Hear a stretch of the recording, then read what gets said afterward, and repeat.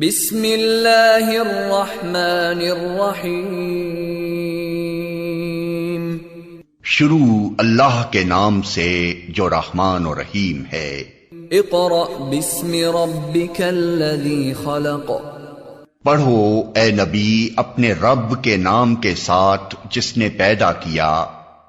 खलक़ल इंसान मिन अलक़।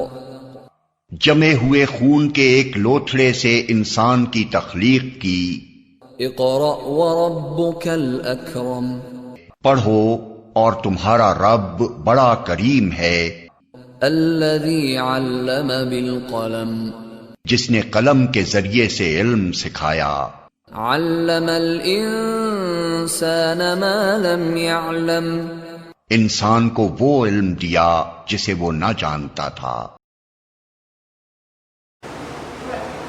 Assalamu alaikum.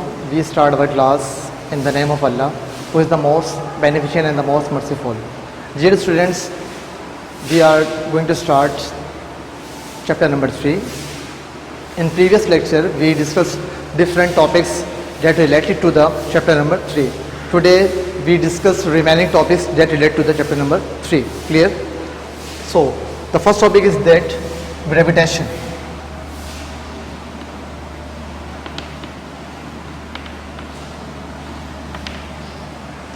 You know, when a body moves away from the earth, जब कोई बॉडी अर्थ से अवे मूव करती है, so at a certain height it stops.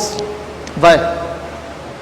हम ये बात जानते हैं कि जब कोई ऑब्जेक्ट अर्थ के अवे मूव करता है, सरफेस के अपोजिट साइड मूव करता है, तो एक सर्टेन हाइट पर आकर वो स्टॉप हो जाता है. क्यों? Because a force act on that body. This force is known as gravitation. Clear? अगर कोई भी object towards the earth move करे, अर्थ की तरफ मूव करे या away from the earth move करे, तो वो उसके ऊपर एक फोर्स एक्ट कर रही होती है. उस फोर्स को हम क्या कहते हैं? ग्रेविटेशन भी कहते हैं, फोर्स ऑफ ग्रेविटेशन भी कहते हैं, ग्रेविटी भी कहा जाता है. और एक और नाम है इसका ग्रेविटेशनल फोर्स. इसके डिफरेंट नेम्स हैं, वो आपको याद होना चाहिए. तो ग्रेविटी भी कहते हैं, ग्रेविटी, फोर्स ऑफ ग्रेविटेशन और force of gravitation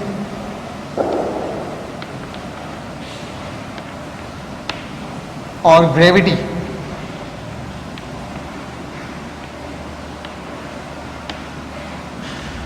Due to this gravity or gravitational force, when object moves away from the earth, it stops at a certain height. Clear? And those objects which have smaller masses moves towards the greater masses. वो objects जिनका मास कम होता है, वो greater masses वाले objects की तरफ move करते हैं. सच एज अगर मैं इस चॉप को ड्रॉप करूं तो ये कहाँ मूव करेगी? यकीनन ये डाउनवर्ड डायरेक्शन में मूव करेगी. क्यों मूव करेगी? क्योंकि इसके ऊपर एक फोर्स एक्ट कर रही है, जिसे हम क्या कहते हैं? ग्रेविटी या ग्रेविटेशनल फोर्स. क्लियर? अब ऐसा भी तो हो सकता था ना कि चौक तो अपनी जगह पे रहती, ये अर्थ ऊपर की तरफ आ जाती. ऐसा क्यों नहीं होता? इसलिए कि जो हैवियर ऑब्जेक्ट्स होते हैं, उनका जिनका मास ज़्यादा होता है, वो लाइटर ऑब्जेक्ट्स को, यानी जिनका मास कम है, उन्हें अपनी तरफ अट्रैक्ट कर लेते हैं, खींच लेते हैं. क्लियर? और जिस फोर्स से वो ऑब्जेक्ट्स को अपनी तरफ अट्रैक्ट करते हैं, उस फोर्स को हम क्या कहते हैं? ग्रेविटी या gravitational force. Clear? Another term is used in physics which is known as gravitational acceleration. Gravitational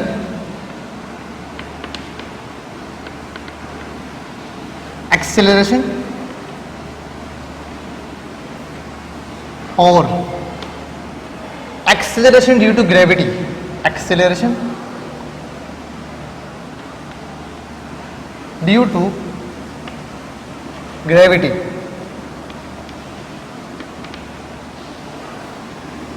In previous lecture we discussed about distance, displacement, velocity and its types, speed and its types, acceleration and its types, and we know that the rate of change of velocity, the rate of change of velocity is known as acceleration.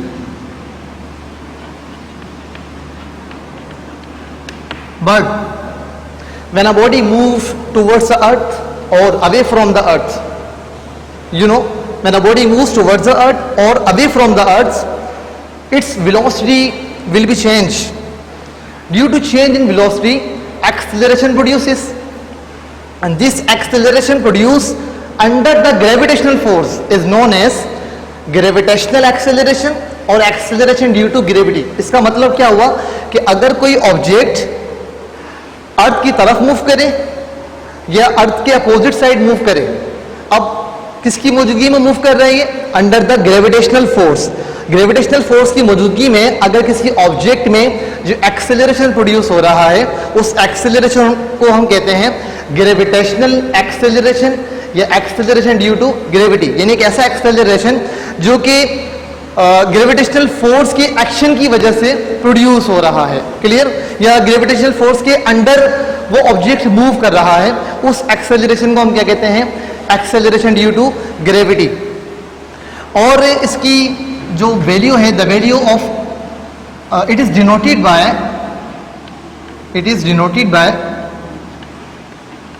g and small g, and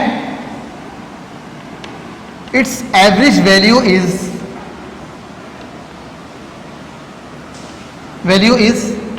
9.8 meter per second square.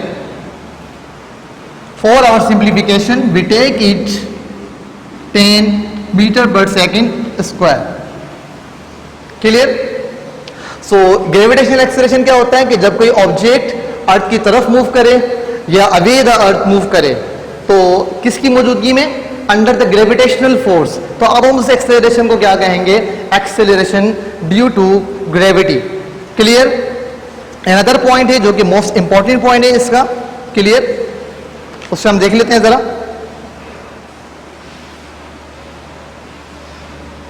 If a body moves towards the अर्थ, अगर कोई object अर्थ की तरफ move कर रहा है तो वहां पर हम जी की वैल्यू क्या लेंगे?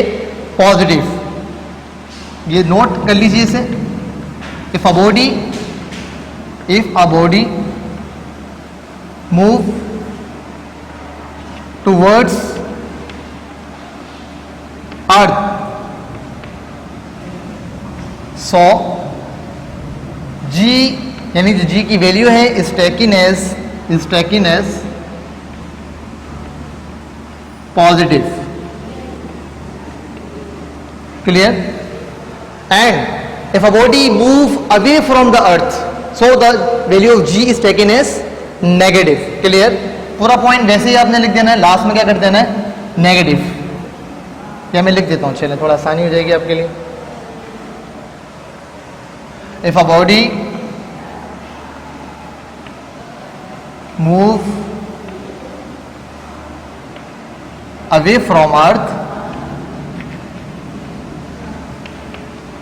so the value of g is taken as negative. Clear? Next one is that motion under gravity.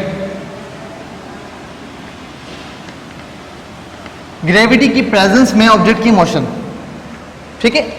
जब ग्रेविटी एक्ट कर रही हो ऑब्जेक्ट के ऊपर, तो जो हमने 3 इक्वेशंस ऑफ मोशंस को डिस्कस किया था लास्ट लेक्चर में, तो उसमें थोड़ी सी वेरिएशन आ जाती है. क्या वेरिएशन आ जाती है? जिसमें हम क्या कर लेते हैं?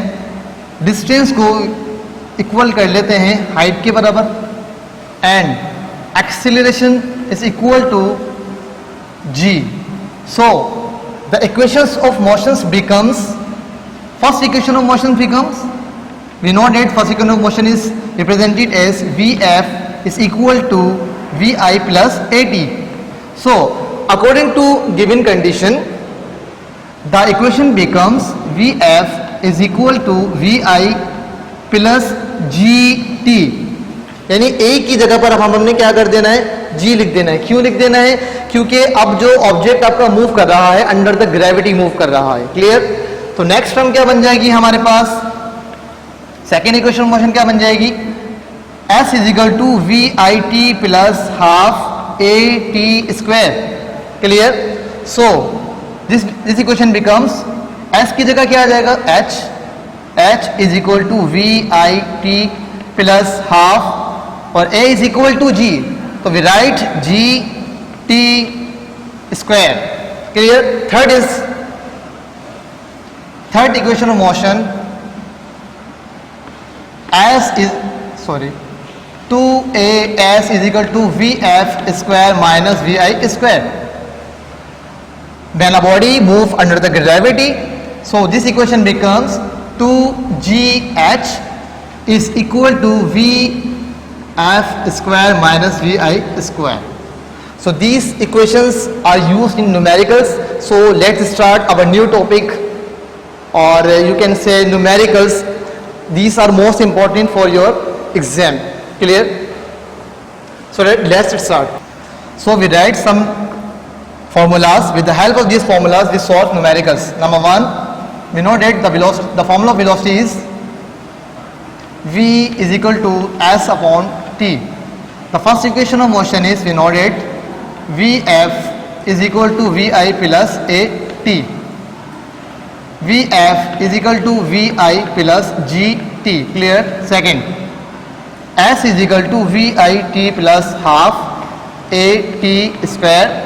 h is equal to vit plus half gt square. 3, 2as is equal to vf square minus vi square. 4, 2gh is equal to vf square minus vi square. By using these formulas we solve numericals.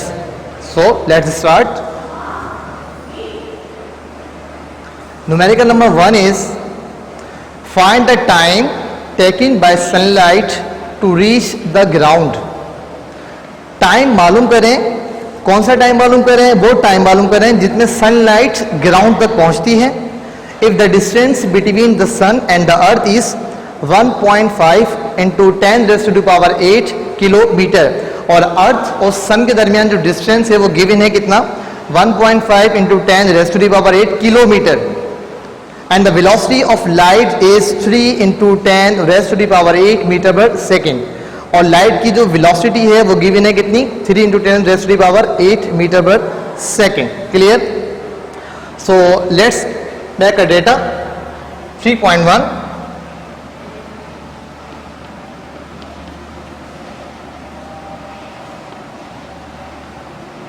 data. Which terms are given? Number 1, distance between sun and earth. Distance को represent कर देंगे हम small s. Clear? और कितना given है, 1.5 into 10⁸ kilometre. ठीक है? अब इस किलोमीटर को हमने कन्वर्ट करना है मीटर में. क्यों कन्वर्ट करना है? इसलिए कन्वर्ट करना है ताकि हम जो वैल्यू इस्तेमाल करें वो वैल्यू इस्तेमाल करें जो कि एसआई में इस्तेमाल करते हैं. और एसआई में जो हम सिस्टम इस्तेमाल करते हैं, एसआई में जो हमारी वैल्यूज गिवन आती हैं वो किलोमीटर में नहीं बल्कि मीटर में ली जाती हैं. तो इसलिए हम किलोमीटर को कन्वर्ट किस में कर देंगे, मीटर में कन्वर्ट कर देंगे. और याद रखिएगा कि जब भी ग्रेटर यूनिट को स्मॉलर यूनिट में कन्वर्ट करना होता है तो हम वहाँ मल्टीप्लाई करवा देते हैं. तो किलोमीटर को मीटर में कन्वर्ट करने के लिए हम क्या करेंगे, 1000 से मल्टीप्लाई करवा देंगे. 1.5 into 10⁸ मल्टीप्लाई बाय 1000, या 1000 को यूँ भी लिख सकते हैं 10⁻3. क्लियर? सो आंसर क्या आएगा हमारे पास, s इज इक्वल टू 1.5. अब देखिए दोनों की बेसिक क्या है, सेम. जब बेसिक सेम होती हैं और दोनों मल्टीप्लाई हो रहे होते हैं तो पावर क्या हो जाती है, 8 ऐड हो जाती है. तो 8 + 3 क्या बन जाएगा, 11. तो ये अब कन्वर्ट किस में हो गई, मीटर में. तो डिस्टेंस अर्थ से लेकर सन तक का जो डिस्टेंस है वो किसके बराबर हो गया, 1.5 into 10⁻11 मीटर के. क्लियर? और वेलोसिटी ऑफ लाइट, लिख देते हैं velocity of light is represented by v is equal to 3 into 10 raised to the power 8 meter per second. So students, the velocity of light is represented by v or and is equal to 3 into 10 raised to the power 8 meter per second, and we have to find time. हमें क्या मालूम करना है? Time मालूम करना है कि कितनी देर में लाइट सन से अर्थ तक पहुंचती है. टाइम को रिप्रेजेंट करते हैं स्मॉल t से, और ये हमें फाइंड करना है. Solution,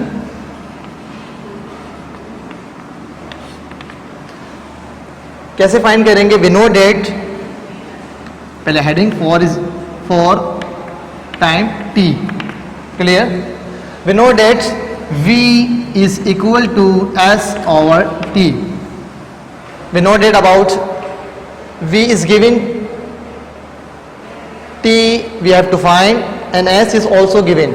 So we can separate this equation. We can separate s. t is divided here. t यहाँ पर डिवाइड कर रहा है. जब इसे हम लेफ्ट साइड पे लेकर जाएंगे तो क्या कर जाएगा? ये मल्टीप्लाई कर जाएगा. क्लियर?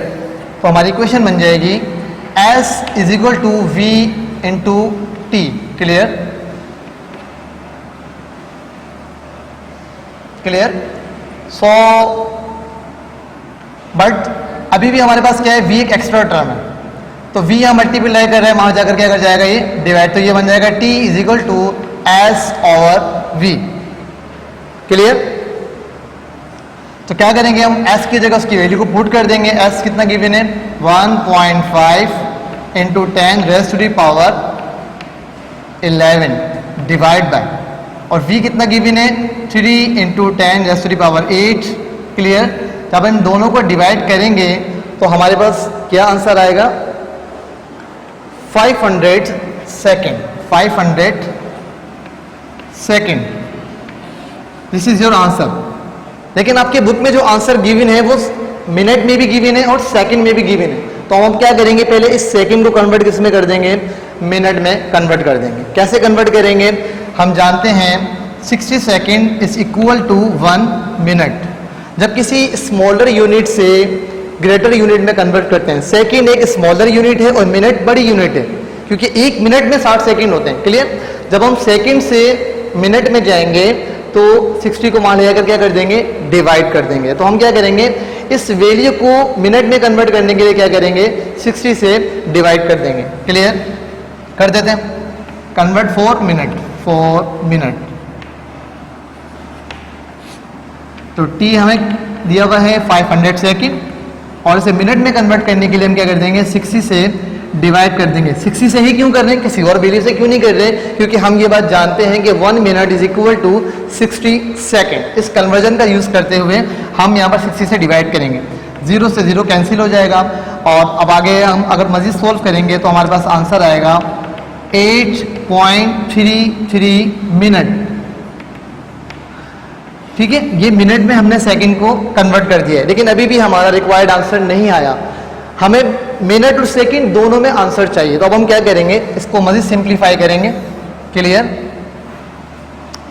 देख लीजिए, अब करते हैं फॉर मिनट एंड सेकंड, यानी जो आपका रिक्वायर्ड आंसर आएगा वो मिनट में भी आना चाहिए और सेकंड में भी आना चाहिए. तो हम क्या करेंगे? इस वैल्यू को सेपरेट करेंगे. कैसे? t is equal to 8 plus 0.33, इस तरह भी लिख सकते हैं. 8 मिनट प्लस 0.33 मिनट. ठीक है? ये तो हमारी कांस्टेंट वैल्यू है, ये चेंज नहीं होगी. लेकिन आगे की वैल्यू क्या हो सकती है? चेंज हो सकती है. तो जो लास्ट वाली वैल्यू है हम इसे क्या कर देंगे? सेकंड में कन्वर्ट कर देंगे, और जो फर्स्ट वैल्यू है इसे मिनट में ही रहने देंगे. ठीक है? और मैंने आपको बताया कि मिनट से सेकंड में किस तरह कन्वर्ट कर रहा था हमने, सेकंड से मिनट में किस तरह आए थे. देख लीजिए, 1 minute is equal to 60 second. ठीक है? अगर मुझे मिनट से सेकंड में जाना है तो मैं क्या कर दूंगा? 60 से मल्टीप्लाई कर दूंगा. ठीक है? अब हम क्या कर देंगे? इस वैल्यू को 60 से जब मल्टीप्लाई करेंगे तो हमारा रिक्वायर्ड आंसर आ जाएगा. क्या करेंगे? t is equal to 8 minute plus 0.33 multiply by 60. जब हम इसे 60 से मल्टीप्लाई कर देंगे तो आंसर हमारे पास क्या आएगा, t is equal to 8 minute 20 second. Clear? इसका मतलब ये हुआ कि लाइट 8 मिनट 60 सेकेंड में सन से जमीन तक पहुंचती है। क्लियर? ये हमारा रिक्वायर्ड आंसर है। This is the 3.1। Clear? Next numerical is a person hears the echo of his own sound। एक पर्सन है वो अपनी ही आवाज, इको, उसकी जो आवाज है जो इको होती है वो अपना ही साउंड सुनता है from a distance hill after 2 second. वो एक हिल यानी कि एक पहाड़ी या एक चोटी के करीब खड़ा हुआ है लाइक दिस। ठीक है, सपोज कीजिए एक पर्सन खड़ा हुआ है यहाँ पर और ये अपनी ही वॉइस को, अपने ही साउंड को 2 सेकेंड में इको होते हुए सुनता है। ठीक है, अभी कह रहे हैं if the speed of sound is how far away is a person from the हिल। वो जो पर्सन है वो हिल से कितने डिस्टेंस पर खड़ा है। तो आपने यहां पर मालूम करना है s, यानी कि इसको हम बराबर ले लेंगे 2d के। 2d के बराबर क्यों लेंगे वो अभी एक्सप्लेन करता हूं। How far away is the person from the hill if the speed of sound is 330 metre per second. अगर साउंड की जो स्पीड है 330 मीटर पर सेकेंड है तो बताइए कि ये शख्स इस पहाड़ी से, इस चोटी से कितनी दूर खड़ा हुआ है। तो ये आपने फाइंड करके बताना है। इसका पहले डेटा बनाते हैं फिर आगे इसको सॉल्व करते हैं। क्लियर? 2। बस डेटा में क्या गिवन है हमारे पास? सबसे पहले गिवन है टाइम। हम लिख देते हैं टाइम। टाइम कितना गिवन है? 2 सेकेंड। ये टाइम वो टाइम है कि जिस टाइम में जो वॉइस है, मैं फिगर बना देता हूं यहां दोबारा से। ये पर्सन यहां स्टैंडिंग पोजीशन में है। ठीक है, ये वो टाइम है कि आपका साउंड इस पहाड़ी से टकराया, इको हुआ और फिर वापस आया। तो 1 सेकेंड में ये गया और 1 सेकेंड में ये वापस आया। तो दोनों को प्लस कर देंगे तो क्या बन जाएगा? 2 सेकेंड। तो ये वो टाइम है कि जब आपका साउंड उस चोटी से टकरा कर इको होने के बाद, रिफ्लेक्ट होने के बाद वापस आप तक वो वॉइस आई, उसे हम क्या कहते हैं? इको कहते हैं। तो इससे कितना टाइम लगेगा? 2 सेकेंड से लगे इसमें। ठीक है, नेक्स्ट में क्या गिवन है? Velocity of sound. साउंड की वेलोसिटी कितनी गिवन है? वेलोसिटी को रिप्रेजेंट करते हैं v से, 330 मीटर पर सेकेंड। तो जो साउंड की वेलोसिटी कितनी थी? 330 मीटर पर सेकेंड। हमें क्या मालूम करना है? How far away is the person from the हिल। आपने डिस्टेंस मालूम करना है। क्या मालूम करना है? s यानी कि d आपने फाइंड करना है। d आपने क्या करना है? फाइंड करना है। ठीक है, अब ये d क्या है? d कहेंगे हम distance of a person from hill. d वो डिस्टेंस है जो कि पर्सन का हिल से है, यानी पर्सन और हिल के दरमियान जो डिस्टेंस है उसे हम क्या रिप्रेजेंट करेंगे? d से। ठीक है, और कंडीशन के मुताबिक हम s इसके बराबर ले लेंगे 2d के। 2d क्यों ले रहे हैं? एक वो डिस्टेंस जब आपका साउंड गया और एक वो डिस्टेंस जब साउंड आपका वापस आया, तो इसीलिए जब साउंड गया तो उसको बोल दिया हमने 1d, और जब साउंड वापस आया तो हमने क्या कर दिया? 2d। 1d ये भी हो गया, तो दोनों को प्लस करेंगे तो क्या बन जाएगा? 2d बन जाएगा। ठीक है, तो हम यहाँ पर कंडीशन के मुताबिक जो डिस्टेंस है, बेसिकली s भी डिस्टेंस को ही रिप्रेजेंट करता है, तो इस s को हम बराबर ले लेंगे 2d के। क्लियर? और इस d को हमने फाइंड आउट करना है। क्लियर? सॉल्व करते हैं इस इक्वेशन को, इस क्वेश्चन को। सॉल्यूशन, पहले हेडिंग फॉर डिस्टेंस यानी कि d। we know that v is equal to s over t.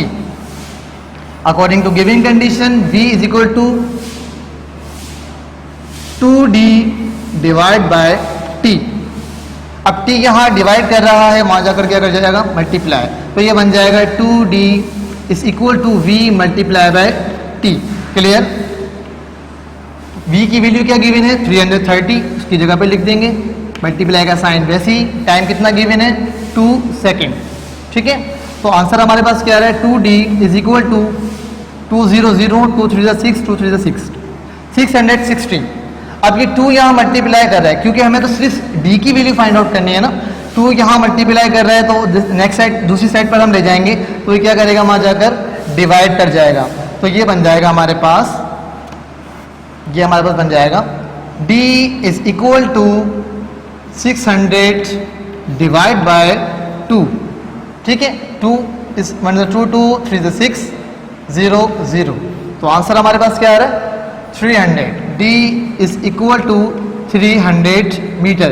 इसका मतलब ये हुआ कि जो ऑब्जेक्ट है, जो आपका ऑब्जेक्ट है, सॉरी ये 660 होगा, मैंने यहाँ 660, तो ये आंसर हमारे पास आ जाएगा 330। ठीक है, 330। इट मीन्स कि जो ऑब्जेक्ट है वो हिल से 330 के डिस्टेंस पर खड़ा हुआ है। क्लियर, ये हमारा रिक्वायर्ड आंसर है। चलते हैं नेक्स्ट न्यूमेरिकल की तरफ। नेक्स्ट है a car moving with a velocity of 36 kilometre per our. एक कार है जिसकी वेलोसिटी कितनी है 36 किलोमीटर पर आवर, यानी उसकी स्पीड है, उसकी वेलोसिटी 36 किलोमीटर पर आवर। एक घंटे में वो 36 किलोमीटर का डिस्टेंस या डिस्प्लेसमेंट कवर कर रही है। इज ब्रॉट टू रेस्ट, वो रेस्ट में आ गई, रुक गई। इसका मतलब ये हुआ कि जो 36 किलोमीटर पर आवर है वो उसकी इनिशियल वेलोसिटी है। क्लियर, अब उसकी वो क्या आ गई, रेस्ट में आ गई। रेस्ट में कब आई, is brought to rest in 5 second, 5 second में वो रेस्ट में आ गई। तो टाइम हमें गिवन कितना है 5 सेकेंड। हमें क्या मालूम करना है, कैलकुलेट्स इट्स डिसेलरेशन, इसकी हमें डिसेलरेशन फाइंड आउट करनी है। क्लियर, करते हैं जरा फाइंड।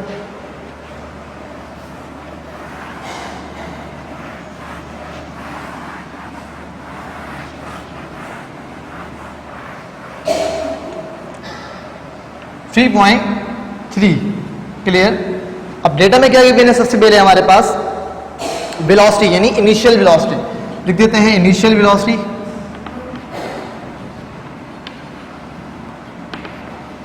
जिसे रिप्रेजेंट करेंगे VI से।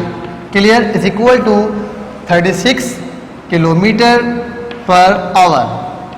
क्लियर, अब इस किलोमीटर पर आवर को हमें कन्वर्ट करना है किसमें, मीटर पर सेकंड में, क्योंकि वेलोसिटी की जो यूनिट है SI सिस्टम में, SI में, वो ही मीटर पर सेकंड। तो किलोमीटर पर आवर को मीटर पर सेकंड में किस तरह कन्वर्ट करेंगे, वो देखिए। हम क्या करेंगे, किलोमीटर को मीटर में कन्वर्ट करने के लिए क्या कर देंगे, 1000 से मल्टीप्लाई कर देंगे। डिवाइड में क्या करेंगे, आवर को सेकंड में कन्वर्ट करने के लिए 3600 से डिवाइड कर देंगे। ये 36 से 100 से ही क्यों डिवाइड किया, किसी और वैल्यू से क्यों डिवाइड नहीं किया, इस वजह से क्योंकि हम जानते हैं कि 1 hour is equal to 3600 second, यानी एक घंटे में 3600 सेकंड होते हैं। इसीलिए हमने इस आवर की जगह अगर हमें सेकंड में कन्वर्ट करना है, आवर को सेकंड में अगर हम कन्वर्ट करना चाहते हैं तो हम 3600 से क्या कर देंगे, डिवाइड कर देंगे। क्लियर, अब देखिए 0 से 0 गया, यहाँ 0 से 0 गया, 36 वन 36, 36 वन 36, तो क्या बचा, सिर्फ 10 इंटू 1 इज इक्वल टू 10। तो VI हमारे पास आ गई, VI is equal to 10 metre per second. ठीक है, अब हमने इस वैल्यू को राइट नहीं करना है, आगे प्रॉब्लम्स में सॉल्व करते वक्त इस वैल्यू को राइट करना है 10 metre per second.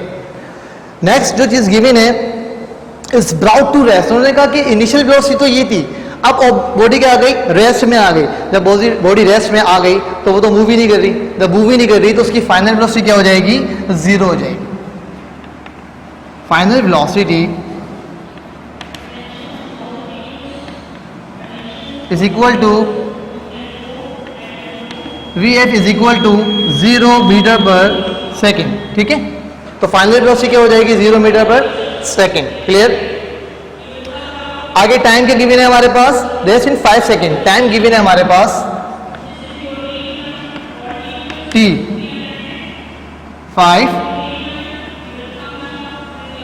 5 second. Clear, और हमें मालूम क्या करना है, डिसेलरेशन। डिसेलरेशन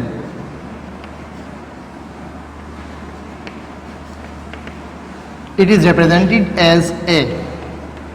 ये डिसेलरेशन क्या होता है, अगर कोई ऑब्जेक्ट मूव कर रहा है वेलोसिटी के साथ, अगर उसकी वेलोसिटी कम हो रही है, जब वेलोसिटी कम होती है तो एक्सेलरेशन भी क्या होता है, कम। तो इस जो एक्सेलरेशन कम होता है इसे हम डिसेलरेशन भी कहते हैं, इसे रिटार्डेशन भी कहते हैं, इसे नेगेटिव एक्सेलरेशन भी कहते हैं। क्लियर, तो यहां देखिए इनिशियल वेलोसिटी क्या थी, 36 किलोमीटर पर आवर। 5 सेकंड के बाद उसकी वेलोसिटी क्या हो गई, 0 हो गई। तो वेलोसिटी जब कम हो गई तो एक्सेलरेशन भी क्या होगा, कम होगा, यानी नेगेटिव में जाएगा। तो इस नेगेटिव एक्सेलरेशन को हम क्या कहते हैं, डिसेलरेशन। क्लियर? अब इसे हम सॉल्व करते हैं। अब देखिए अकॉर्डिंग टू गिवन कंडीशन हमारे पास क्या क्या चीजें मौजूद है, इनिशियल वेलोसिटी मौजूद है, फाइनल वेलोसिटी मौजूद है, टाइम मौजूद है, हमें एक्सेलरेशन मालूम करना है। अब देखिए इन फॉर्मूलाज में से कौन सा फॉर्मूला लग रहा है, वीएफ गिवन है हमारे पास, वीएफ भी है हमारे पास, वीआई भी मौजूद है, टाइम भी मौजूद है, सिर्फ एक्सेलरेशन मालूम करना है। तो हम फर्स्ट इक्वेशन ऑफ मोशन की हेल्प से एक्सेलरेशन को फाइंड आउट करेंगे। Clear? Heading for acceleration, we know that Vf is equal to Vi plus AT। हमें फाइंड करना है A, तो पहले Vi यहाँ प्लस का है, वहां जाकर क्या हो जाएगा, माइनस का हो जाएगा।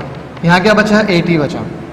अब T मल्टीप्लाई कर रहे हैं, वहां जाकर क्या कर जाएगा, divide, Vf minus Vi divide by T is equal to A। Vf की वैल्यू कितनी गिवन है, 0, उसकी जगह 0 लिख दीजिए, माइनस का साइन वैसे ही। Vi कितनी है, 10, टाइम कितना गिवन है, 5 second is equal to A। तो आंसर क्या आ रहा है हमारे पास, जब हम इसको सोल्व करेंगे तो ये बन जाएगा -10, 0 माइनस 10 -10 ही आ जाएगा, और 5 वैसे ही रहेगा नीचे, 5 1 ज़ा 5, 5 2 ज़ा 10। तो आंसर हमारे पास क्या आ रहा है, -2। A इज इक्वल टू -2, और इसकी यूनिट क्या होती है, यूनिट आपने लाजमी लिखना है, मीटर पर सेकेंड स्क्वायर। तो आंसर हमारा क्या आ रहा है, -2 मीटर पर सेकेंड स्क्वायर। अब ये माइनस का क्या मतलब है, माइनस का मतलब क्या है कि जो आपकी वेलोसिटी है वो क्या हो रही है, कम हो रही है, यानी वेलोसिटी कम होने की वजह से क्या हो रहा है, एक्सेलरेशन भी क्या हो रहा है आपका, कम हो रहा है। तो नेगेटिव साइन क्या शो कर रहा है, जब वेलोसिटी कम होती है तो एक्सेलरेशन भी कम होता है, और जब एक्सेलरेशन कम होता है जिसे हम क्या कहते हैं, डिसेलरेशन। तो negative sign shows the deceleration. Show कर दीजिए, negative sign shows deceleration. Clear? तो ये हमारा 3.3। नेक्स्ट है 3.4।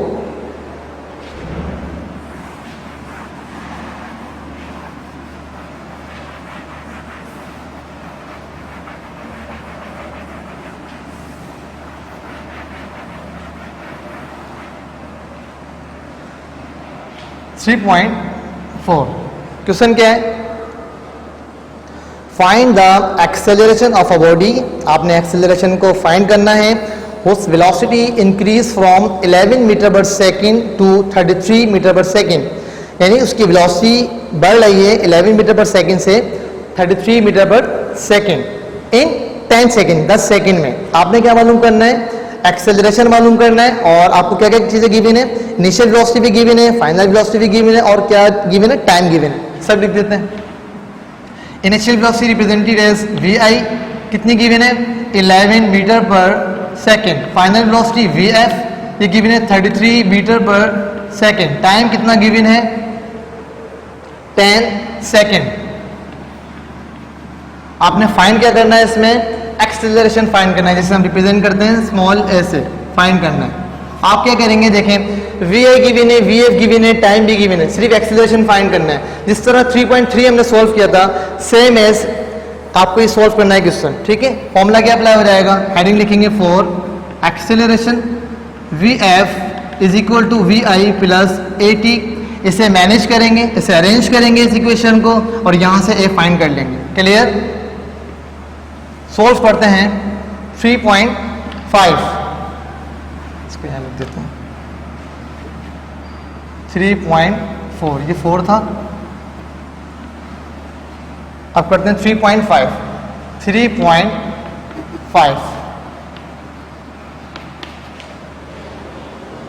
3.5 है, a body starting from rest acquires a velocity of 10 metre per second in 5 second. एक बॉडी है वो रेस्ट से स्टार्ट हुई है, यानी वो रुकी हुई थी और फिर चलना स्टार्ट हुई है। जब रुकी हुई थी तो उसकी वेलोसिटी क्या होगी, 0। तो इनिशियल वेलोसिटी क्या ले लेंगे उसकी हम, Vi is equal to 0 metre per second, यानी कोई वेलोसिटी नहीं है, 0 है। A body start from rest acquires a velocity of 10 metre per second in 5 second. 5 second में उसकी वेलोसिटी क्या बन गई, 10 मीटर पर सेकेंड। तो फाइनल वेलोसिटी इसकी बराबर हो गई 10 मीटर पर सेकेंड। कितने टाइम में? 5 सेकेंड में। क्लियर? नेक्स्ट है वो कह रहे हैं कैलकुलेट कीजिए द एक्सेलरेशन को कैलकुलेट कीजिए and the distance covered by the body in 5 second. Body ने 5 सेकेंड में कितना डिस्टेंस कवर किया है वो आप डिस्टेंस मालूम करके बताइए। पार्ट ए में क्या मालूम करना है आपने? एक्सेलरेशन। और पार्ट बी में क्या मालूम करना है? डिस्टेंस, जिसको हम एस से रिप्रेजेंट करेंगे। क्लियर? सॉल्व करते हैं इसे। First part A for acceleration. Part A में हमें एक्सेलरेशन मालूम करना है। अब देखिए वी आई मालूम है, वी एफ मालूम है, टाइम भी मालूम है। क्या मालूम करना है? एक्सेलरेशन। तो फर्स्ट इक्वेशन ऑफ मोशन की हेल्प से हम क्या मालूम कर लेंगे? Acceleration. We know that V F is equal to V I plus A T. हमें मालूम करना है ए, वी आई यहाँ प्लस का वहाँ जाके माइनस का हो जाएगा। V F minus V I is equal to A T. T multiply कर रहे हैं, वहां जाकर डिवाइड कर जाएगा। तो ये बन जाएगा A is equal to V F minus V I divide by T. V F कितना है हमारे पास? 10, माइनस का साइन फॉर्मूले का। वी आई कितनी है? 0, और टाइम कितना गिवन है? 5। 10 minus 0 is equal to 10, 10 divide by 5, 5 1 5, 5 2 10। तो एक्सेलरेशन क्या आ रहा है हमारे पास? 2 metre per second square. Clear? Acceleration क्या आ रहा है? 2 metre per second square. Part B में we have to find, in part B we have to find distance B for S, यानी डिस्टेंस। डिस्टेंस के लिए हमारे पास दो फॉर्मूलास हैं, या तो हम second equation of motion use कर लें या फिर third equation of motion use कर लें। अगर हम सेकेंड यूज करते हैं, चलें सेकेंड कर लेते हैं। हमें सेकेंड में देखिए क्या क्या चीजें चाहिए? वी आई रिक्वायर्ड है, टाइम रिक्वायर्ड है और एक्सेलरेशन रिक्वायर्ड है। सारी चीजें हमारे पास मौजूद है। तो हम क्या मालूम कर सकते हैं? डिस्टेंस मालूम कर सकते हैं। तो from second equation of motion S is equal to V I T plus half A T square. Clear? V I is equal to 0, तो 0 लिख दीजिए। Time is equal to 5 second, 5 लिख दीजिए। प्लस का साइन फॉर्मूले का, हाफ वैसे ही रहेगा। एक्सेलरेशन कितना फाइंड किया है आपने? Multiply by 2। क्लियर? और टाइम कितना है गिवन है हमारे पास? 5 सेकेंड, और फॉर्मूले का स्क्वायर। अब इसको सॉल्व करते हैं। जब 0 5 से मल्टीप्लाई करेगा तो क्या आंसर आएगा? 0। उसके बाद प्लस का साइन, प्लस 2 1 जा 2, 2 1 जा 2, ये कैंसिल हो जाएगा। 1 1 से मल्टीप्लाई करेगा, 1 ही आंसर आएगा। 5 का स्क्वायर क्या होता है? 25। तो लिख दीजिए 5 का स्क्वायर क्या है? 25। जब ये 25 1 से मल्टीप्लाई करेगा तो आंसर क्या आएगा? 25 ही आएगा। तो हमारे पास डिस्टेंस जो आ रहा है वो आ रहा है 25 metre. This is the required answer. Clear? जी, नेक्स्ट क्वेश्चन है 3.6। इसका मैं डेटा बनाऊंगा, सॉल्व आपने खुद ही करना है।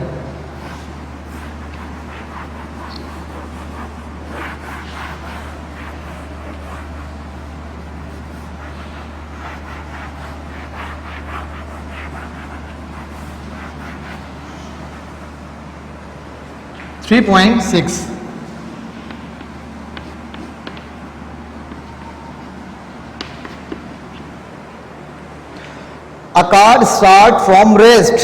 एक कार रेस्ट से स्टार्ट हुई है। इसका मतलब क्या है? इसकी इनिशियल वेलोसिटी क्या होगी? 0। And after 20 second its velocity becomes 108 kilometre per our. 20 second के बाद इसकी वेलोसिटी कितनी हो गई? 108 kilometre per our. Can you find the acceleration of the car? Car का क्या मालूम करना है आपने? एक्सेलरेशन फाइंड करना है। देख लीजिए वी आई कितनी है हमारे पास, क्योंकि कार रेस्ट से स्टार्ट हुई है तो वी आई हो जाएगी 0, और टाइम कितना गिवन है? 20 सेकेंड। और वी एफ कितनी है?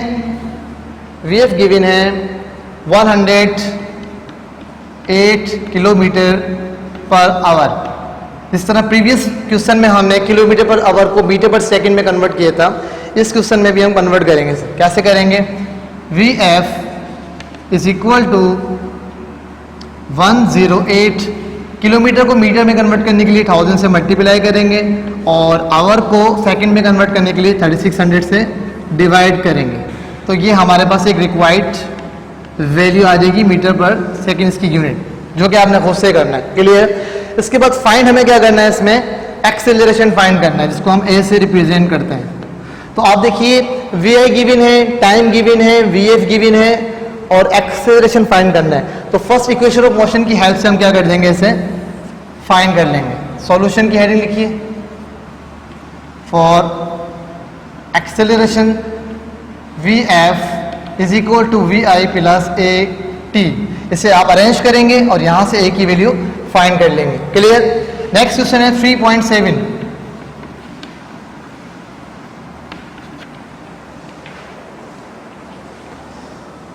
3.7 है जो कि 2013 में आ चुका है।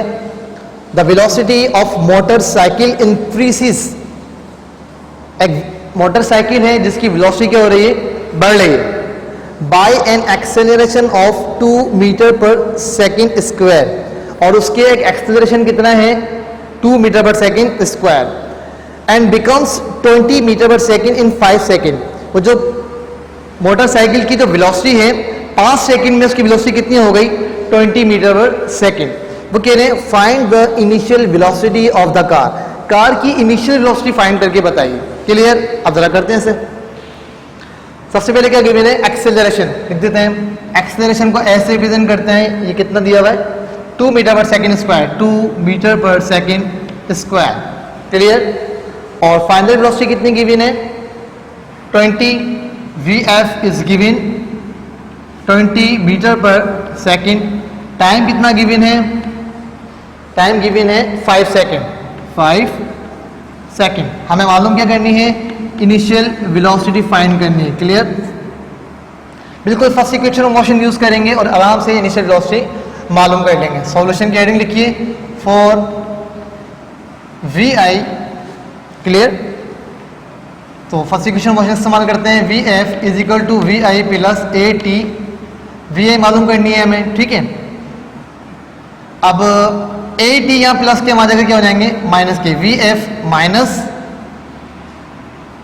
Minus A T is equal to V I.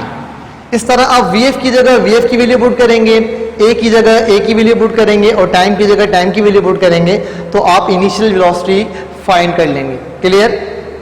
Next question solve करते हैं 3.8।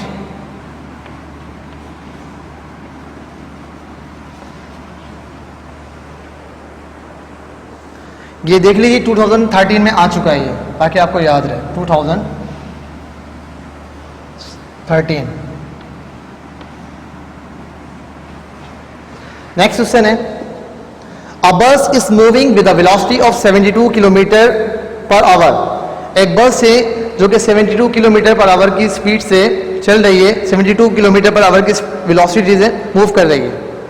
On the application of the brakes, it is stopped after covering a distance of 500 metre. जब उस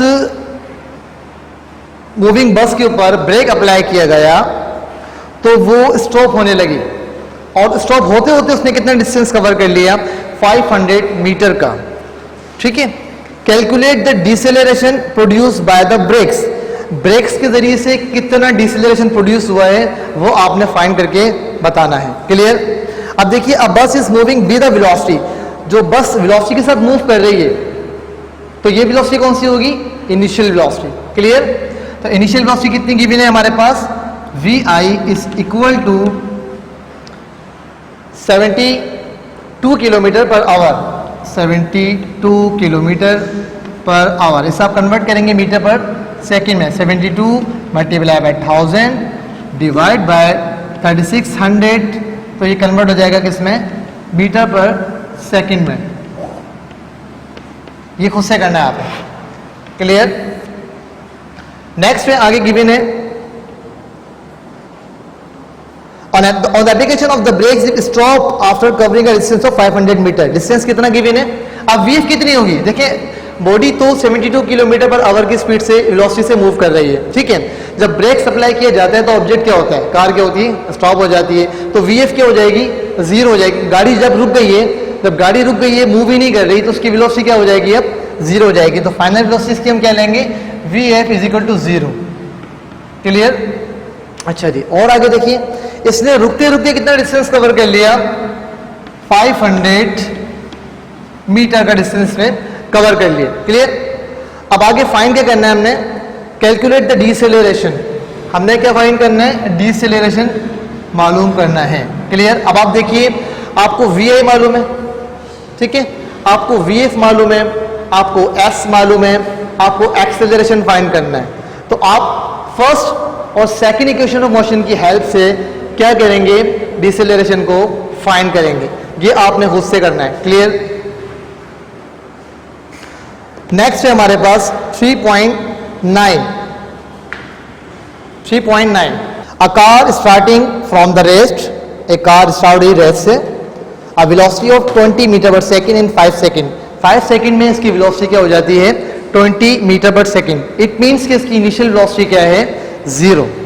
can you find the distance covered by the car. Car ने कितना distance cover किया है वो आपने फाइंड करके बताना है। हम फाइंड कर लेते हैं। Clear.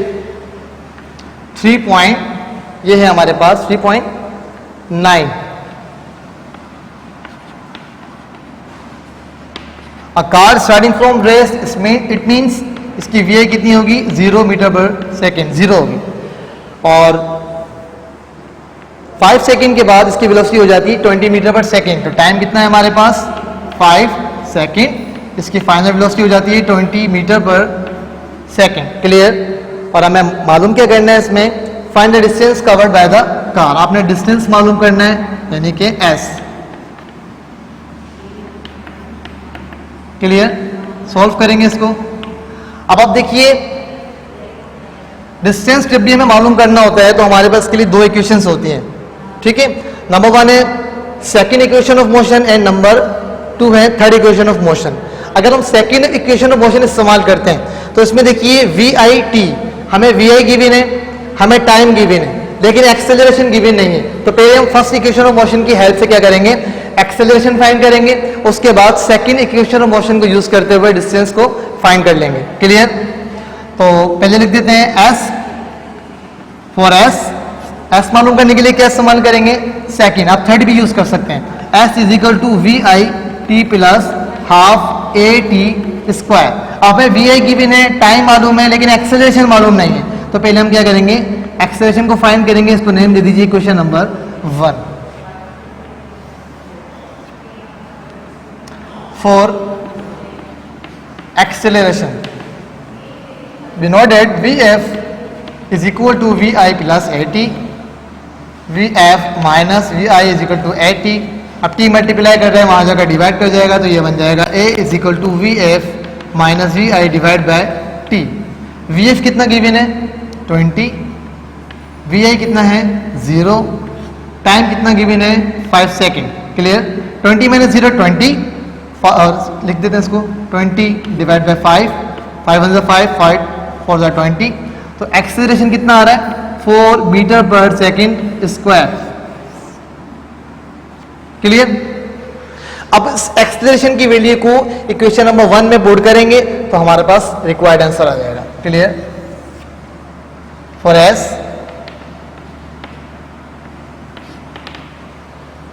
now equation number 1 becomes, now equation 1 becomes S is equal to VI कितना है हमारे पास, अब 0, उसकी जगह लिख दिया 0।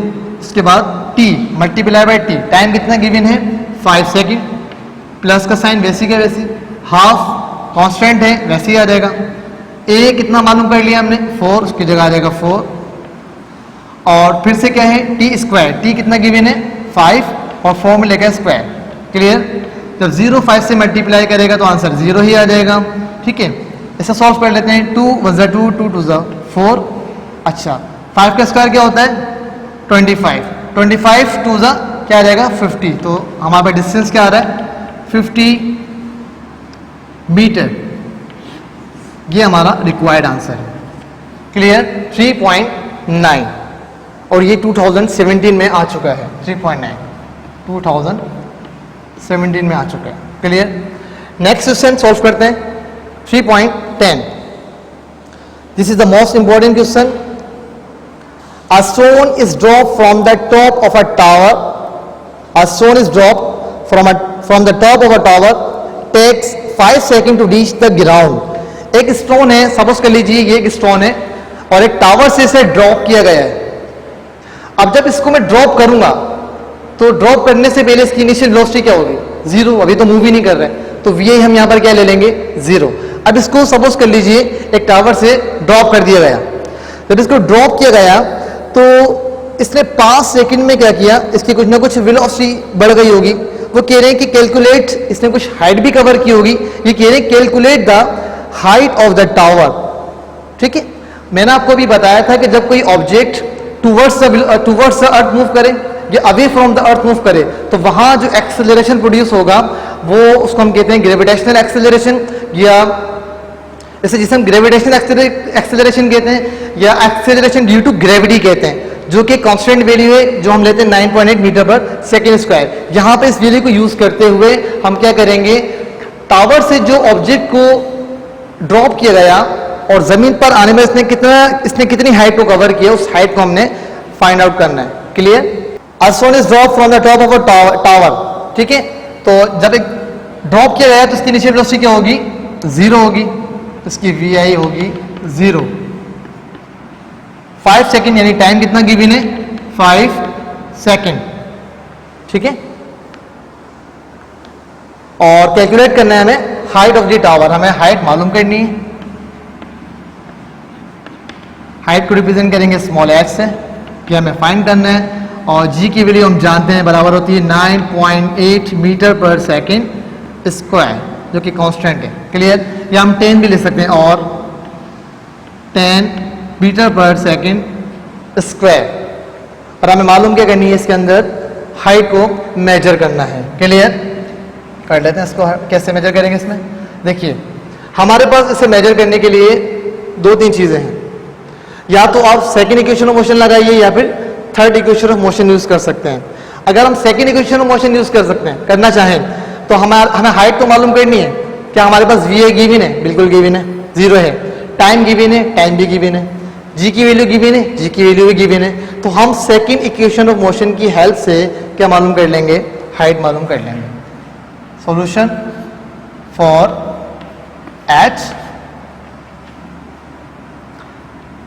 h is equal to VI t plus half GT square. ये हमने एक की जगह g क्यों लिया? क्योंकि मैंने आपको बताया है जो ऑब्जेक्ट मूव कर रहा है टुवर्ड्स द ग्रेविटी मूव कर रहा है, यानी अर्थ की तरफ मूव कर रहा है, तो यहाँ हम एक्सेलरेशन, जो सिंपल एक्सेलरेशन होता है उसकी जगह क्या लेंगे? Gravitational acceleration. क्लियर? VI कितनी है हमारे पास? 0. और t टाइम कितना गिवन है? 5 सेकेंड प्लस फॉर्मूले का हाफ वैसे ही रहेगा. g की वैल्यू कितनी होती है? 10. और टाइम कितना गिवन है? 5 और फॉर्मूले का स्क्वायर. अब इसे सॉल्व करते हैं. 0 5 से मल्टीप्लाई होगा, 0 ही आंसर आ जाएगा. प्लस का साइन वैसे ही रहेगा. हाफ, इसको सॉल्व कर लेते हैं. 2 1 ज़ा 2, 2 5 ज़ा 10. अब यहाँ क्या बचा? 5. और 5 का स्क्वायर क्या होता है? 25. सॉरी, 5 ज़ा 25. ठीक है, 25 को जब हम 5 से मल्टीप्लाई करेंगे तो आंसर हमारे पास क्या आ जाएगा? 125. तो आंसर क्या आ रहा है हमारे पास? 125 मीटर. तो इसका मतलब ये हुआ, जो ऑब्जेक्ट्स को एक हाइट से ड्रॉप किया गया तो उसकी हाइट कितनी बनी? 125 मीटर. क्लियर? नेक्स्ट क्वेश्चन है, और ये क्वेश्चन 2019, इसको जरा देख लीजिए गौर से. 2019 में आया हुआ है ये क्वेश्चन, 2016 में आया हुआ है और 2011 में भी आया हुआ है. मोस्ट इंपॉर्टेंट क्वेश्चन है. क्लियर? नेक्स्ट है, ये थोड़ा लॉन्ग क्वेश्चन है, इसे जरा सॉल्व करते हैं. नेक्स्ट क्वेश्चन है 3.11. A boy throws a ball with a velocity of 20 metre per second. एक बॉय है जो कि एक बॉल को थ्रो कर रहा है, कितनी स्पीड से? 20 मीटर पर सेकेंड की वेलोसिटी से उस ऑब्जेक्ट को मूव करवा रहा है. Find the time elapsed. कितना टाइम गुजरा between the throwing and catching the ball. Ball को थ्रो करने में और उसको कैच करने में कितना टाइम गुजरा, वो टाइम आपने फाइंड करना है. Clear? A boy threw a ball with a velocity of 20 metre per second. जो बॉल की इनिशियल वेलोसिटी थी वो कितनी थी? 20 मीटर पर सेकेंड। ये क्वेश्चन है 3.11। इनिशियल वेलोसिटी क्या थी? 20 मीटर पर सेकेंड। ठीक है, अब आप ये बात जानते हैं कि जब हम किसी ऑब्जेक्ट को अपवर्ड डायरेक्शन में मूव करवाते हैं तो एक सर्टेन हाइट पर आकर वो क्या हो जाता है? रुक जाता है। तो इनिशियल वेलोसिटी तो 20 मीटर पर सेकेंड थी, जब एक सर्टेन हाइट पर वो पहुंचेगा ऑब्जेक्ट तो कुछ देर के लिए वो रुकेगा, स्टॉप हो जाएगा। तो VF क्या हो जाएगी इस कंडीशन में? 0 हो जाएगी। तो VF हमारे पास क्या है इस कंडीशन में? 0। क्लियर? आगे कह रहे हैं find the time elapsed between the throwing and catching the ball.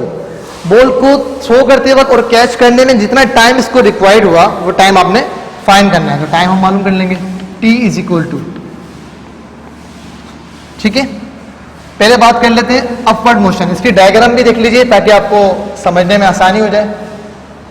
ये सपोज कीजिए ऑब्जेक्ट है, ये एक बॉल को थ्रो करता है, अपवर्ड डायरेक्शन में बॉल जा रही है।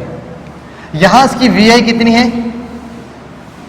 20 metre per second upward direction में जाते वक्त, ठीक है। मगर यहां पर VF क्या हो जाएगी? 0, क्योंकि एक सर्टेन हाइट पर आके ये जो ऑब्जेक्ट है, ये जो बॉल है वो रुकेगी। तो VF क्या हो जाएगी?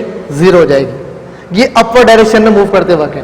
और जब बॉडी डाउनवर्ड डायरेक्शन में आएगी तो अब VI इसकी क्या हो जाएगी? 0 हो जाएगी, क्योंकि बॉडी अब क्या है? अब यहां से चलना स्टार्ट हो रही है, अपवर्ड से ऊपर की जानिब से नीचे की तरफ आना स्टार्ट हो रही है। तो इसकी VI अब क्या हो जाएगी? 0। क्लियर? और मैक्सिमम हाइट हम नहीं जानते कि इसकी हाइट कितनी है। ये टाइम जो से ऊपर जाने में और नीचे आने में रिक्वायर्ड हुआ वो टाइम आपने फाइंड आउट करना है। तो हम पहले बात करेंगे अपवर्ड डायरेक्शन में और फिर बात करेंगे डाउनवर्ड डायरेक्शन में। जब बॉडी अपवर्ड डायरेक्शन में मूव करेगी तो यहाँ G की वैल्यू माइनस में ली जाएगी, -9.8 मीटर पर सेकेंड स्क्वायर। और जब बॉडी डाउनवर्ड मूव करेगी तो यहाँ G की वैल्यू क्या ली जाएगी? +9.8 मीटर पर सेकेंड स्क्वायर, या फिर 10 भी ले सकते हैं आप। क्लियर? सॉल्व करते हैं ऐसे। सो सबसे पहले upward motion, for upward motion, upward motion.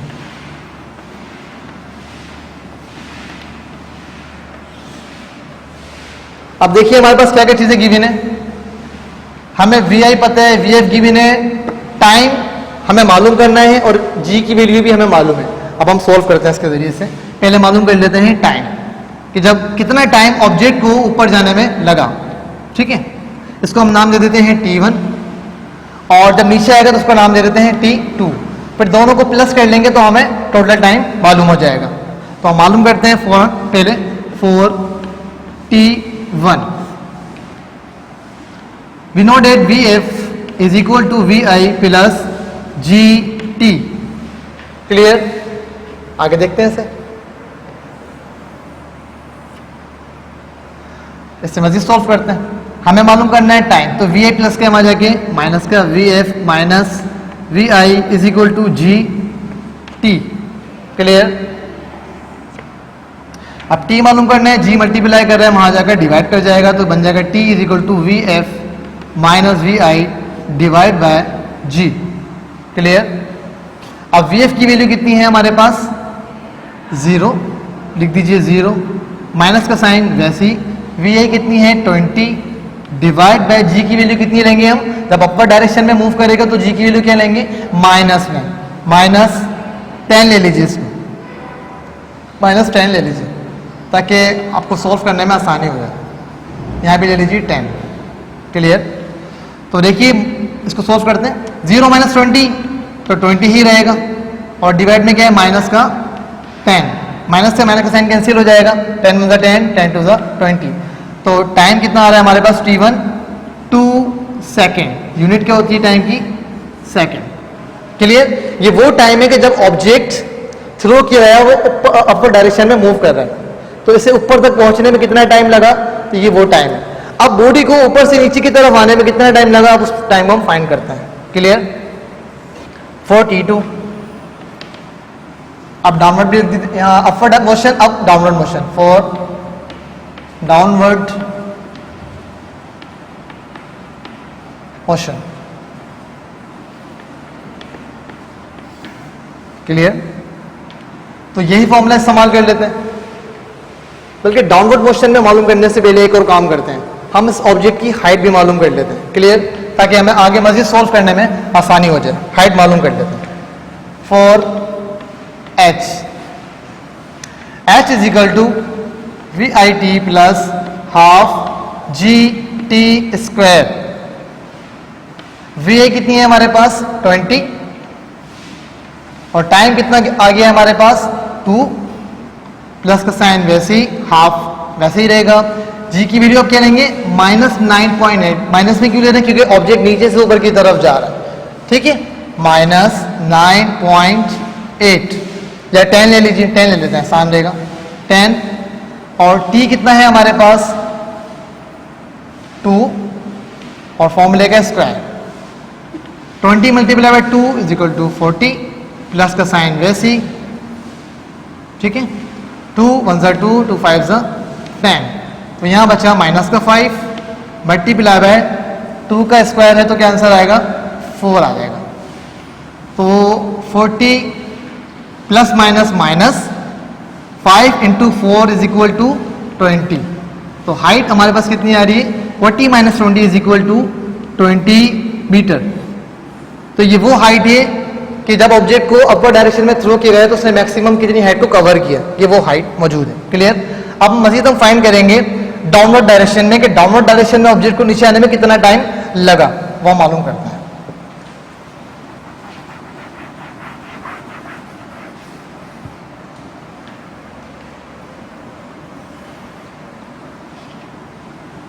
For downward motion,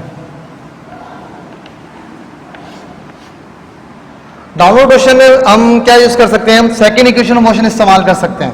जैसे कि हमें हाइट मालूम है, h is equal to VIT plus half GT square. अब ऑब्जेक्ट क्योंकि डाउनवर्ड डायरेक्शन में आ रहा है तो g की वैल्यू हम क्या लेंगे? प्लस में लेंगे। क्लियर? तो देख लीजिए, h हमें मालूम हो गया कितना? 20 मीटर। अब यहां से हम टाइम मालूम कर लेंगे, जिसको हम कहते हैं 4t2। 4t2। h कितना गिवन है? 20 मीटर, जो भी हमने फाइंड किया है। VA कितनी गिवन है हमारे पास? अब VA यहां पर क्या हो जाएगी? 0, क्योंकि ऑब्जेक्ट डाउनवर्ड डायरेक्शन में मूव कर रहा है। 0 हो गई, मल्टीप्लाई बाय टाइम, टाइम हमें मालूम करना है। ठीक है, प्लस हाफ वैसे ही रहेगा। जी की वैल्यू हम क्या लेंगे? +10, और टाइम अभी हमें फाइंड करना है। क्लियर? 20 यहां वैसे ही रहेगा, जब 0t से मल्टीप्लाई करेगा तो ये 0 कर देगा ऐसे, प्लस 2 1 2, 2 5 10। तो यहां क्या बचा? 5 मल्टीप्लाई बाय t का स्क्वायर, तो ये क्या बच जाएगा हमारे पास? 5t square. क्लियर? अब देखिए, जब 0 में 5t स्क्वायर प्लस करेंगे तो 5t स्क्वायर ही आएगा। लिख देते हैं 20 is equal to 5t square. 5 या मल्टीप्लाई कर रहा है, वहां जाएगा तो डिवाइड कर जाएगा, तो ये बन जाएगा 20 divide by 5 is equal to t square. 5 1 5, 5 4 20। Clear? तो ये आंसर आ रहा है t square is equal to 4। तो हमें t स्क्वायर की वैल्यू तो नहीं चाहिए, हमें तो t की वैल्यू चाहिए।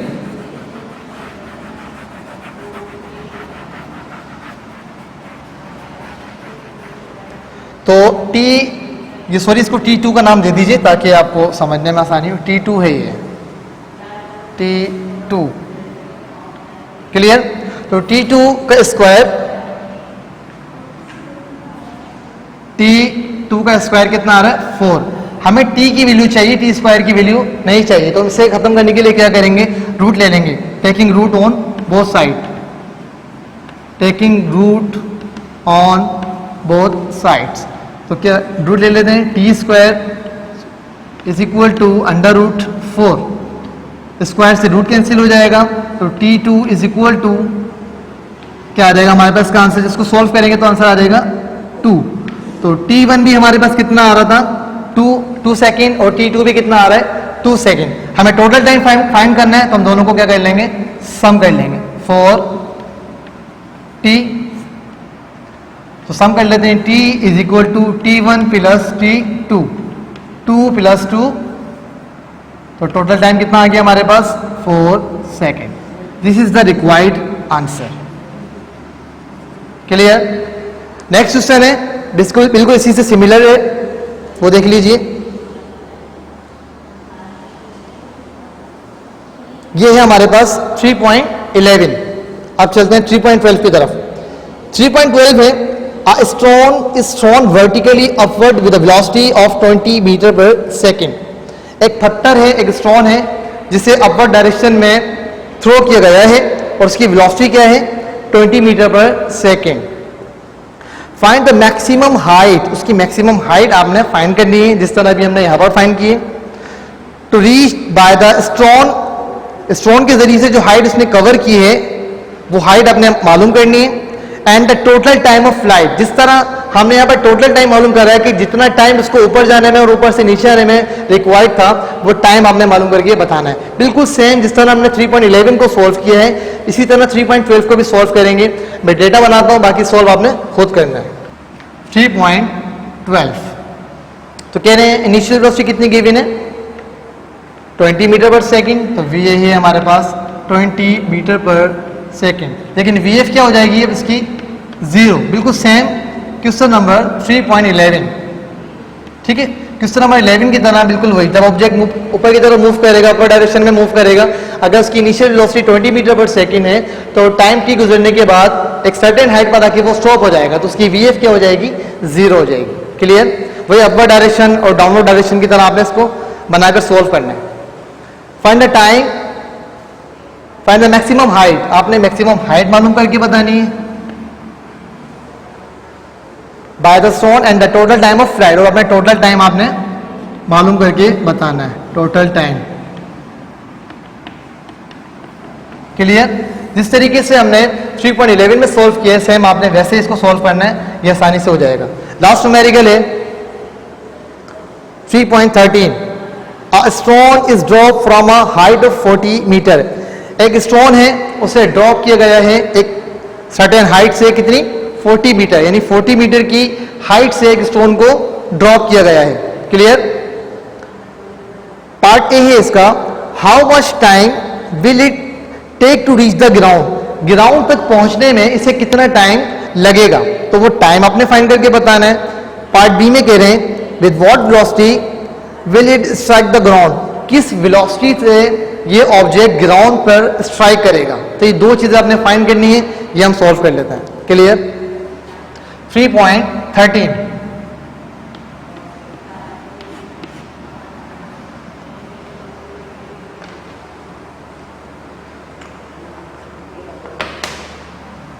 3.13 क्या चीज गिवन है हमारे पास, हाइट गिवन है। ठीक है, हाइट को हम एस से रिप्रेजेंट करेंगे, कितनी 40 मीटर हाइट गिवन है। क्लियर? पार्ट ए में क्या मालूम करना है, how much time will it take to reach the ground, ground तक पहुंचने में से कितना टाइम लग रहा है। पार्ट ए में आपने टाइम फाइंड करना है,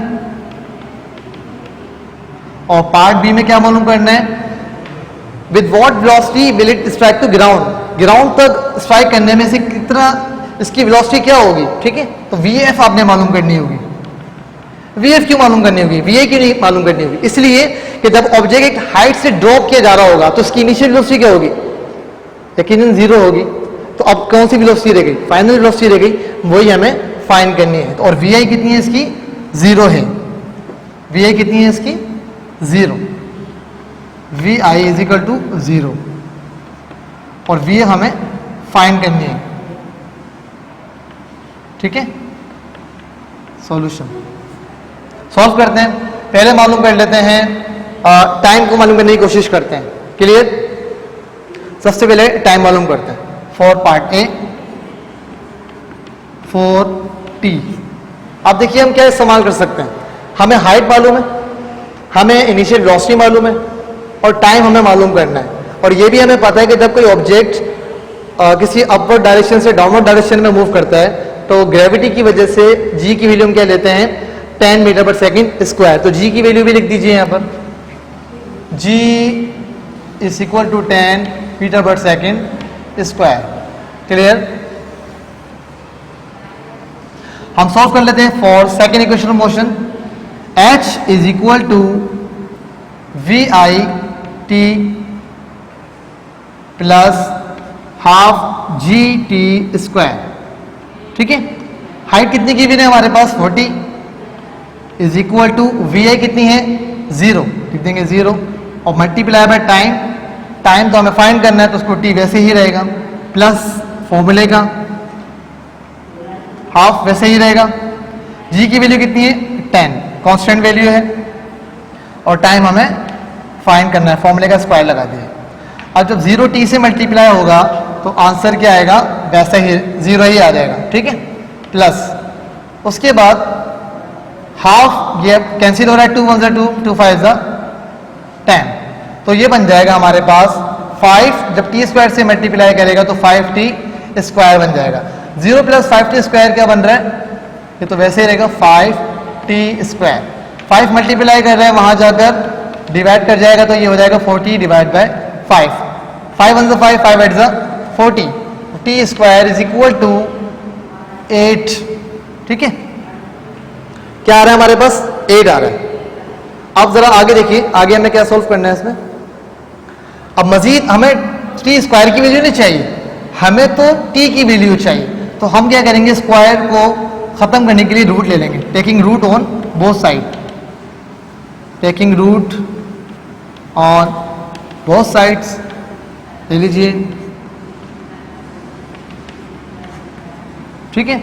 स्क्वायर से रूट क्या हो जाएगा कैंसिल हो जाएगा और हमारा आंसर क्या आ रहा है t is equal to 2.38 second. ये हमारे पास रिक्वायर्ड टाइम आ चुका है 2.83 सेकेंड। अब हमें क्या फाइंड करना है इसके अंदर, हमें फाइंड करना है पार्ट बी में वेलोसिटी, फाइनल वेलोसिटी, वो कर लेते हैं फॉर वी एफ। इसे फर्स्ट इक्वेशन ऑफ मोशन से भी फाइंड कर सकते हैं, V F is equal to V I plus A T, यहाँ ए की जगह क्या लेंगे जी टी, क्लियर। अब वी एफ हमें मालूम करना है कि वैसे ही रहेगा, वी आई कितना गिवन है हमारे पास 0, लिख देंगे इसकी जगह पे 0, जी की वैल्यू कितनी है 10 और टाइम कितना फाइंड किया हमने 2.33, 2.33, 0 जब 10 जब 2.33 से मल्टीप्लाई करेगा तो आंसर हमारे पास क्या आएगा 28.3 और 28.33 जब 0 से प्लस किया जाएगा तो वही आंसर हमारा बन जाएगा, वी एफ आ जाएगा 28.33 metre per second.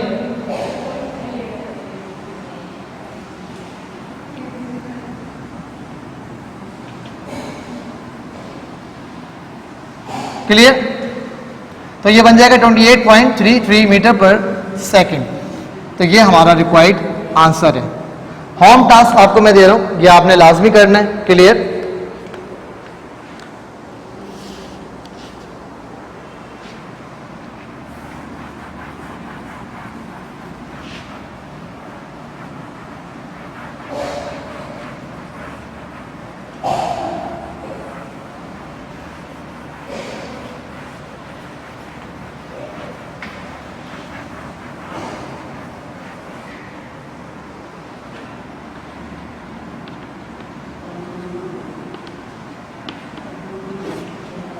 Home task है आपका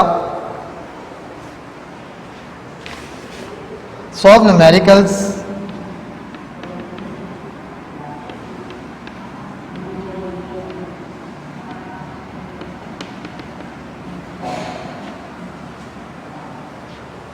थ्री पॉइंट 3.6, 3.8, 3.12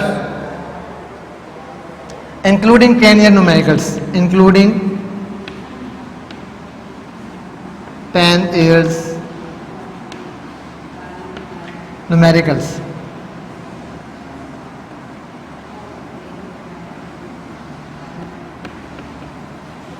कौन से ईयर के सोल्व करने हैं आपने, सिर्फ 15, 12 एंड 10, 2015, 2012 एंड 2010, क्लियर। तो ये आपका होम टास्क है जो आपने लास्ट में सोल्व करना है। सबकी डेटा मैंने बना दिए हैं, सिर्फ आपने फॉर्मूले में वैल्यूज को पुट करना है और आंसर ले आना है।